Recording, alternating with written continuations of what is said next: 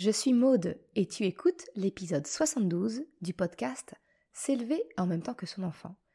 Dans l'épisode d'aujourd'hui, j'aimerais t'aider à prendre conscience que la position dans la fratrie de ton enfant peut influer son comportement, sa personnalité, et j'aimerais te donner quelques pistes, savoir comment adapter toi, ton comportement en tant que parent pour mieux accompagner ton enfant. Salut et bienvenue sur le podcast S'élever en même temps que son enfant. Je suis Maude, coach certifié chez Mercredi, mais surtout maman de 3 enfants. Sur ce podcast, je t'aide à conjuguer la bienveillance avec la réalité de ton quotidien de maman. Utiliser ton choix d'une parentalité bienveillante comme un accélérateur de ton propre développement personnel. T'aider à changer de regard sur les situations que tu vis avec ton enfant pour t'en servir, pour grandir et apprendre sur toi. Salut, je suis contente de te retrouver pour cette saison 3 déjà du podcast et le premier épisode solo. Le premier épisode solo où j'aimerais aujourd'hui te parler de la fratrie. Comment finalement je constate que la position de ton enfant au sein d'une fratrie peut influer sur sa personnalité, son trait de caractère, son comportement, et comment, fort de cette nouvelle prise de conscience, comment t'aider à peut-être adapter ton comportement avec ton enfant pour soulager ou l'aider dans certains de ses traits de caractère, on va dire. Et tu vas me dire, oui mais Maude, moi j'ai pas une grande fratrie, j'ai peut-être un enfant unique, en quoi ça va m'aider ? Eh bien quand même, je pense qu'il y a quand même des petits traits que tu pourrais éventuellement reconnaître et tu pourras toujours avoir bénéficié finalement de cette prise de conscience.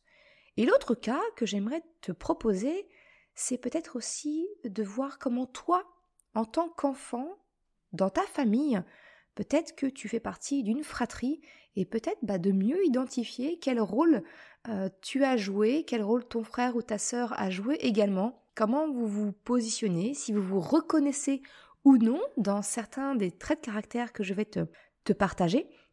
Ça peut être également une question intéressante pour mieux te connaître, encore une fois. Allez, trêve de blabla, on va directement dans le vif du sujet, j'ai envie de te dire, parce que oui, j'ai ce sentiment que, en fonction de la position dans la fratrie, ton enfant peut avoir un comportement, une personnalité qui peuvent éventuellement varier. Alors le sujet de la fratrie, c'est quelque chose que j'ai déjà abordé sur le podcast, dans l'épisode 17, où je te partage finalement les 7 erreurs classiques que l'on peut faire en tant que parent et qui peuvent être à l'origine la source de tension entre nos enfants. Je te mettrai, comme d'habitude, tous les liens en description de cet épisode et tu peux également les retrouver sur le site mercredi.com dans l'article qui sera rédigé et associé à cet épisode.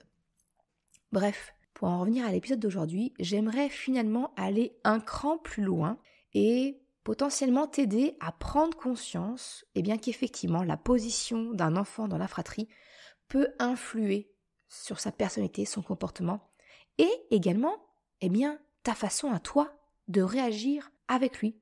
Parce que je pense vraiment, tu le sais, que tout changement passe nécessairement par une prise de conscience. Alors, si cet épisode d'aujourd'hui peut te permettre cette prise de conscience, j'ai envie de te dire, j'ai fait mon job, c'est bon, je suis contente de moi. Non, trêve de rigolade, j'aimerais vraiment te permettre de te donner encore quelques clés supplémentaires pour te permettre d'œuvrer dans le sens d'une meilleure relation entre toi et ton enfant et de vraiment continuer à travailler cette relation de confiance et de coopération.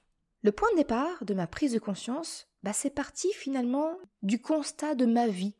C'est-à-dire, moi je suis issue d'une famille où j'ai un petit frère, nous sommes 2, et je me rends compte qu'on est finalement, alors on a des valeurs communes bien entendu, mais quand même on est franchement assez différents, et pourtant on a été élevés par les mêmes parents, avec la même éducation, les mêmes règles, les mêmes valeurs. Et j'ai longtemps mis finalement notre différence liée à l'écart d'âge que l'on a. Parce qu'on a 10 ans d'écart, alors oui, c'est pas rien, et forcément, nos parents n'étaient pas eux-mêmes les mêmes quand ils nous ont élevés, Donc j'ai toujours mis ça sur ce dos-là, en fait, quelque part. Et puis je suis, moi, devenue maman de 3 enfants qui sont d'âge, on va dire, assez rapprochés. Il y a moins de 5 ans entre mon aîné et mon dernier. Et pourtant, force est de constater qu'avec les mêmes gènes, la même éducation, avec mon mari, on fait face à 3 caractères, 3 personnalités complètement différentes avec mes enfants. Alors bien sûr, ils sont uniques, mais pour le coup, il y a vraiment des personnalités, des façons de faire, des comportements qui sont relativement opposés. J'ai un casanier et un autre enfant qui est vraiment... C'est ma fille, si elle pouvait vivre dehors en permanence, voilà. Donc il y a des choses comme ça que je n'arrive pas vraiment à expliquer et ça m'a posé question. Et puis, j'ai découvert sur les réseaux sociaux, sur Instagram, le compte de TJ Terrien. Alors, je le prononce très très mal, c'est un Américain. Je te mettrai son compte Instagram également en lien parce que sincèrement, c'est à mourir de rire. Il vulgarise comme ça les relations familiales dans une fratrie de 3 enfants en montrant d'une même situation comment va réagir l'aîné, l'enfant du milieu et le petit dernier. Et moi, ça me fait beaucoup rire. Et c'est venu quelque part, j'ai envie de te dire, nourrir le constat, mes réflexions. Et finalement, tout ça, ça a pris sens. J'ai pris conscience de tout ce que je vais te partager aujourd'hui. En fait, à partir de mon expérience, je me suis effectivement aperçue que selon la position de mon enfant dans la fratrie, un trait de caractère, de personnalité allait ressortir beaucoup plus marqué. Et c'est vraiment les vidéos humoristiques de TJ qui sont venues renforcer cette prise de conscience. Alors qu'on soit bien d'accord, ce que je te partage ici et dans la suite, clairement, ce sont des généralités. Et bien évidemment que chaque enfant est unique. Je souhaite simplement te partager mes observations pour te donner des pistes et peut-être quelques prises de conscience. Je ne souhaite absolument pas décrire des fausses vérités telles que l'aîné, il est comme ça, un second enfant, il a tel comportement, le petit dernier, il est comme ça. Non, vraiment, mes propos, ils sont vraiment à prendre pour ce qu'ils sont. Des simples observations.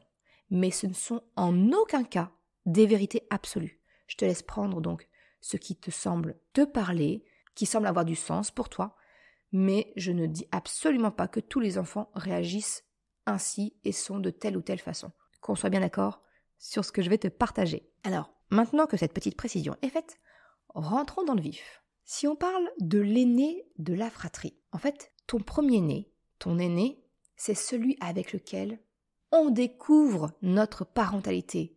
On teste, ça vient nous confronter, on apprend, on ajuste. Finalement, un premier-né, il bénéficie de toute notre attention, des 2 parents, et dès le début de sa vie. C'est-à-dire que, au début, j'ai envie de te dire, il est enfant unique, donc, il y a le regard des 2 parents qui sont focalisés en permanence sur lui. On est très attentif, on lui donne plein d'attention. Et même quand la famille s'agrandit et qu'il y a un frère, une sœur ou plusieurs qui arrivent derrière, il n'empêche que l'aîné bénéficie toujours de ce supplément, j'ai envie de dire, d'attention parce que il va être le premier à faire des choses. C'est le premier qui va savoir marcher, qui va savoir lire, qui va savoir parler, On apprend en même temps que notre enfant grandit. Et donc, on va découvrir des nouvelles choses. Même s'il n'est plus l'enfant unique, on va quand même avoir une certaine forme d'attention particulière parce que il va nous présenter des nouveaux challenges, des nouvelles connaissances. Ça va faire appel à de nouvelles compétences chez nous. Donc, il y a toujours ce côté où l'aîné dispose de un peu plus, en tout cas, d'attention de la part de ses parents. Ce qui en ressort, c'est que ce sont souvent, du coup, des enfants qui vont être curieux, assez attentifs. Et le fait est que, en devenant l'aîné, en devenant grand frère ou grande sœur, notre premier-né va quelque part endosser inconsciemment la responsabilité de prendre soin du frère ou de la sœur qui arrive. Ils ont donc souvent cette tendance à avoir cette capacité naturelle de prendre soin de l'autre, de chercher à rendre service. Et ça, TJ, dans ses vidéos humoristiques, il présente les aînés comme des enfants serviables, responsables, attentionnés. En quelque sorte, tu sais, c'est un peu les bons élèves. C'est vraiment le stéréotype de l'enfant parfait, j'ai envie de te dire, quelque part. Si on regarde le second, ou si tu as une fratrie qui est supérieure à toi, les enfants du milieu, on va dire, d'accord ? Pour l'ensemble de la fratrie qui suit derrière, ce sont des enfants qui sont nés ensuite et qui sont dans la mêlée de la fratrie. Donc, ils vont souvent avoir un besoin d'attention. Ils vont avoir besoin d'attirer l'attention parce qu'elle est moins naturelle. Parce qu'il y a un autre enfant qui est déjà présent et donc l'attention, on va la dispatcher. Dès le début de leur vie, ce sont des enfants qui ont dû partager. Partager le temps de leurs parents, de leurs jouets, peu importe, ils doivent partager. Et ça, j'ai envie de te dire, j'en ai fait l'amer constat en donnant naissance à mon 3e enfant. Je savais déjà que l'enfant du milieu peut souffrir d'un manque d'attention, parce que justement, il n'est pas le premier et il n'est pas non plus le petit dernier. Et ça, c'est quelque chose que j'ai voulu faire attention, parce que je le savais, à la naissance de mon 3e, j'ai particulièrement fait attention à ma fille, qui était la numéro 2. Et pourtant, je me suis pris une grosse claque, parce que le constat était très clair. Quand j'ai voulu partager des photos de ma famille, eh bien, j'avais plein de photos de mes 3 enfants. J'avais plein de photos de mon aîné. J'avais naturellement plein de photos de mon petit dernier, qui était nouveau-né. J'avais également plein de photos de 2 de mes enfants ensemble. Par exemple, mon grand et ma fille ensemble, ma fille et mon petit dernier ensemble. Par contre, trouver des photos de ma fille seule, celle du milieu de la fratrie, eh bien j'ai dû remonter sur plus de 6 mois de photos pour en retrouver une seule. Ce que je veux dire par là, c'est que comme quoi, on a beau avoir conscience des choses, c'est pas pour autant plus facile d'y faire attention et de ne pas tomber dans le piège.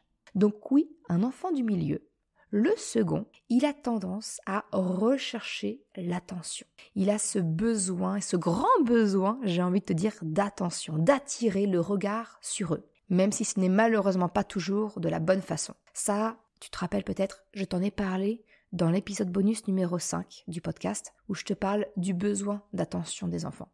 Bref, pour en revenir à nos enfants du milieu, eh bien, ce sont souvent des enfants très créatifs, qui vont tester beaucoup de choses, expérimenter. Ils peuvent même paraître turbulents, bruyants pour le coup. Et oui, parce qu'ils cherchent à attirer le regard, à attirer l'attention. Et si je reprends le conte de TJ, lui, il représente l'enfant du milieu par le foufou, le comique de la famille. En fait, c'est l'instinctif brut. Et j'avoue que ça colle assez bien avec ce que je constate autour de moi et dans ma propre famille. Parce que oui, ma fille, qui est donc ma 2e, elle est sans filtre. C'est la première partante pour tester n'importe quoi, n'importe quelle activité, n'importe quelle sortie. Elle invente des tas de choses dont je n'avais même pas idée qu'on puisse imaginer. Donc oui, les 2e ont une imagination débordante. Ils font du bruit pour se faire voir, se faire entendre, pour exister au milieu de la mêlée. Portons notre regard maintenant sur le petit dernier. Eh bien, les petits derniers, ils grandissent naturellement avec des enfants au-dessus d'eux. Ça veut donc dire que, très naturellement, ils vivent une forme de domination naturelle par les parents et qui va être renforcée par les aînés. Parce que, oui, c'est le petit dernier. Il est dans la dernière position de la famille. Et ça, c'est ce que j'ai également observé au sein de ma famille, dans le comportement de Krapopoulos. Alors, tu le sais, moi, je prône, je mets en avant la coopération et j'évite autant que possible la domination avec mes enfants. Et du coup, j'ai eu vraiment du mal à comprendre cette phase d'affirmation ultra poussée, ultra marquée qu'a eu mon petit dernier. Jusqu'à ce que, j'observe le fonctionnement de ma fratrie. Comment mes enfants fonctionnent ensemble, comment ils jouent ensemble, comment ils interagissent ensemble. Et finalement, j'ai constaté que Krapopoulos, c'est la dernière roue du carrosse. Il se doit de suivre les indications, les jeux de ses frères et sœurs. Et donc, naturellement, il est dans une position de dominer. Et ça, il l'a compensé avec une phase d'affirmation beaucoup plus marquée que ses frères et sœurs. C'est son moyen, finalement, pour pallier à cette domination ressentie. Et ça a été jusqu'au point où, effectivement, il tapait vraiment beaucoup plus que ses frères et sœurs. Il avait une forme de colère latente, permanente, et même à l'école, au point où on a eu des remarques quant à son comportement. Alors, autant dire que, ça fait pas plaisir. Mais j'ai pas voulu, gronder mon fils, en rajouter une couche. J'ai essayé de comprendre pourquoi est-ce qu'il avait cette colère permanente, pourquoi est-ce qu'elle s'exprimait en poussant, en tapant les camarades, ses frères, ses sœurs. Tu le sais bien, moi, mon truc à moi, c'est les émotions, Alors, j'ai appris à mon fils à accueillir cette colère qu'il avait en permanence et surtout à écouter le message de sa colère pour comprendre pourquoi elle était là et comment on pouvait agir en amont. Je fais une parenthèse, mais c'est exactement ce que je t'apprends à faire pour toi, pour ton enfant également, dans la formation pour mieux vivre ses émotions. Bref, mon fils, je lui ai appris à écouter sa colère, quel était son message derrière.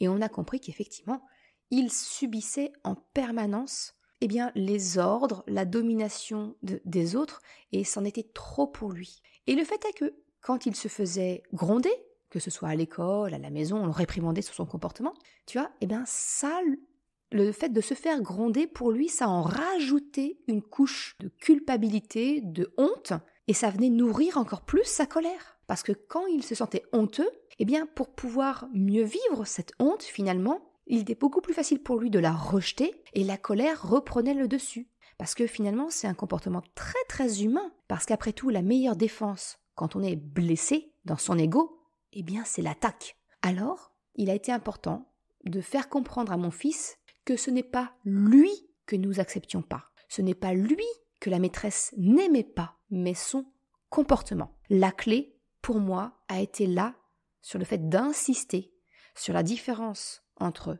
son comportement, qui n'était pas acceptable, et son identité, qui il est. Ça, c'est quelque chose qui est primordial, et si tu souhaites creuser le sujet, je t'en ai parlé dans l'épisode 34 du podcast.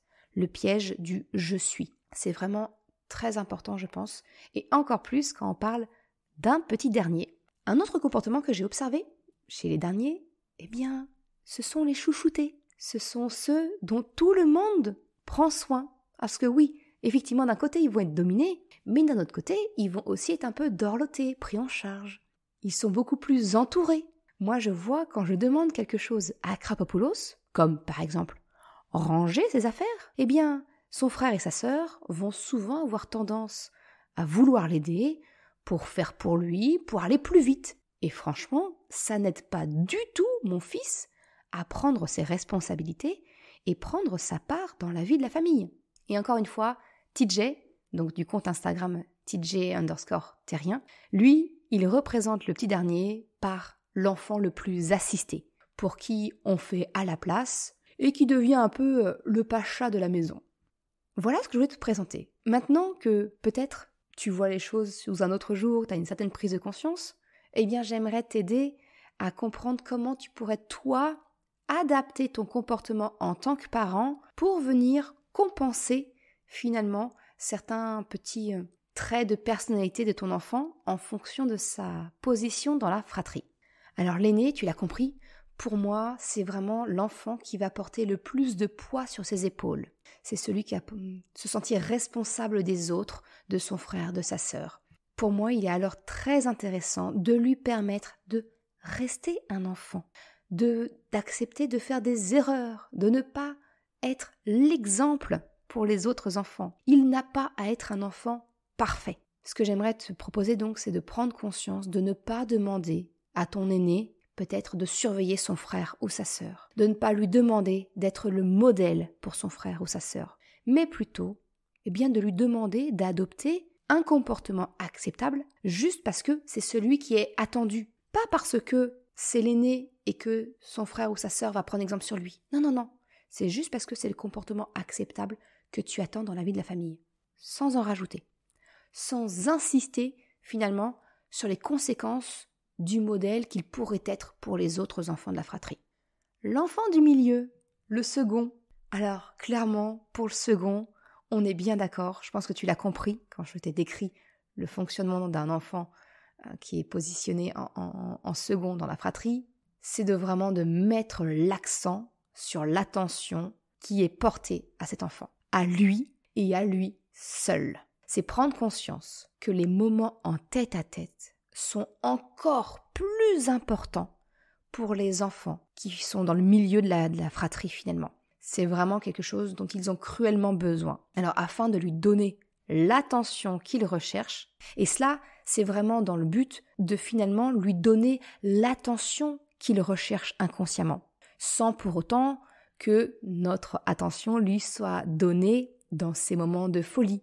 Parce que non, il n'a pas besoin de faire le clown, de faire rire tout le monde pour avoir notre attention. Non, il n'a pas besoin de faire le plus de bruit possible, le plus de bêtises peut-être possible pour attirer l'attention. Tu vois, c'est finalement de montrer à ton enfant que il peut disposer de l'attention des autres, de l'attention de ses parents, sans avoir besoin d'endosser ce rôle.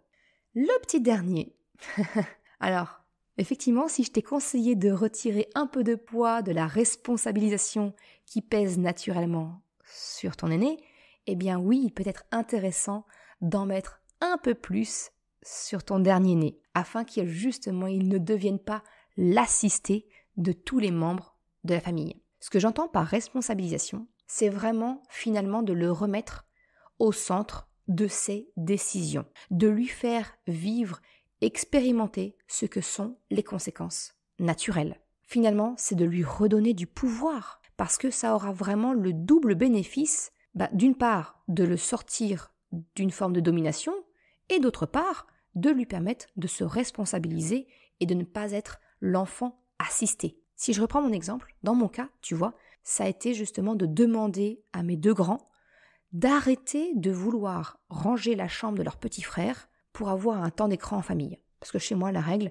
le mercredi soir, je demande à ce que mes enfants, que la salle de jeu et que leur chambre soient rangées pour qu'on puisse avoir un temps d'écran en famille. Et souvent, ce qui se passait, c'est que Krapopoulos, du haut de ses 4 ans, il a bien compris que s'il mettait beaucoup de temps ou que si simplement il refusait de le faire, mon grand et ma grande, qui eux voulaient avoir des jeux vidéo, un film ou peu importe, allaient dire « Ok, on fait pour toi vite et on l'a tous ». Il avait très bien compris ça. Et moi, je lui dis non, là, d'une part, vous n'aidez pas Krapopoulos et vous ne m'aidez pas moi à faire en sorte qu'il comprenne qu'il a des responsabilités. Donc maintenant, ma règle c'est simple, c'est que quand mes grands ont rangé leur chambre et la salle de jeu, et que Krapopoulos, lui, il continue de refuser de commencer à ranger sa chambre, ou peu importe, finalement, mais refuse de participer, la conséquence naturelle, c'est que mes grands peuvent, eux, commencer à regarder la télé, à jouer aux jeux vidéo. Mais pas Krapopoulos, parce qu'il n'est pas question que le petit dernier vienne pénaliser les 2 grands qui, eux,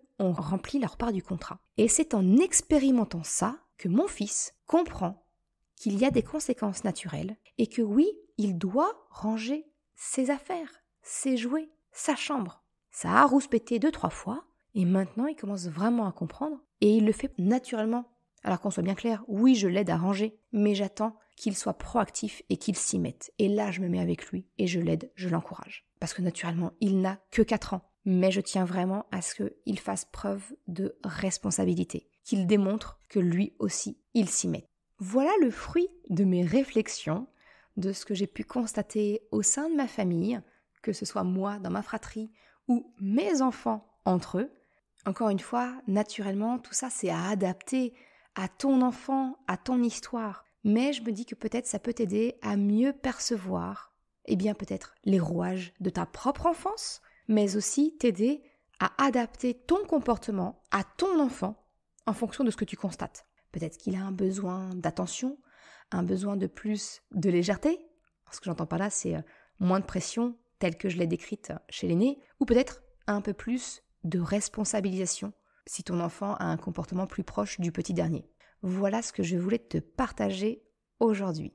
Merci d'avoir écouté cet épisode jusqu'à la fin. Tu retrouveras les liens mentionnés en description de l'épisode ou bien dans sa retranscription sur le site merrecredi.com. Si tu as aimé cet épisode, s'il t'a été utile, je t'invite à le partager, à en parler autour de toi. Ou, si le cœur t'en dit, de me laisser un commentaire et une note de 5 étoiles sur Apple Podcast ou Spotify.